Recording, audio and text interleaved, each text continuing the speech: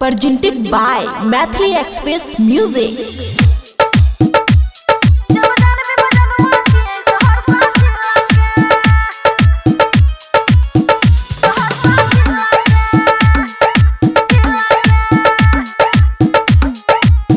खुशी recording studio बलुआहा।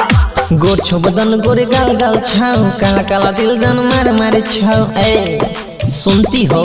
हाँ जी।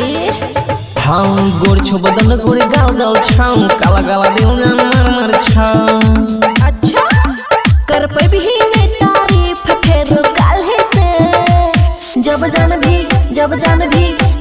भी मजनुआ छिए सहरसा जिला के। जब जान भी मजनुआ छिए सहरसा जिला के। DJ good Madhubani, DJ good Madhubani.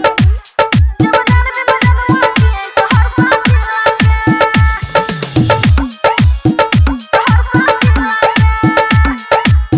Mix by अमन अक्के। हाँ किया वतना तू तारीफ करई छी, ते हूँ अपना घर के। ते पापा करी सुनती हो? सुनो हमरा मजनुआ के देख नहीं पैबही, देखबी तो फट जइतो डर से। तनी पासिया न लगिया न पिस्टल डार मिला के हरदम उत चलै छै। जब जान भी मजनुआ छिए सहरसा जिला के। जब जान भी मजनुआ छिए सहरसा जिला के। बुझलिही?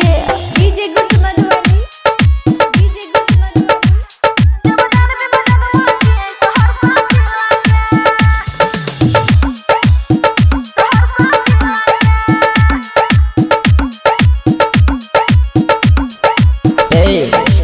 छी चिकुनी चिकुनी नोचो बाजार में, चल जइतो बोली बाते बात में।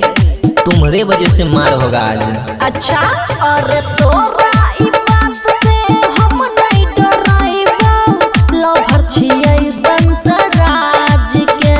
तनी पासिया न लगिया न सुने अमन खुशी नहीं छो डरे वाला रे। जब जान भी मजनुआ छिए सहरसा जिला के। जब जान भी मजनुआ छिए सहरसा जिला के। बुझली? कान खोल के सुन ले।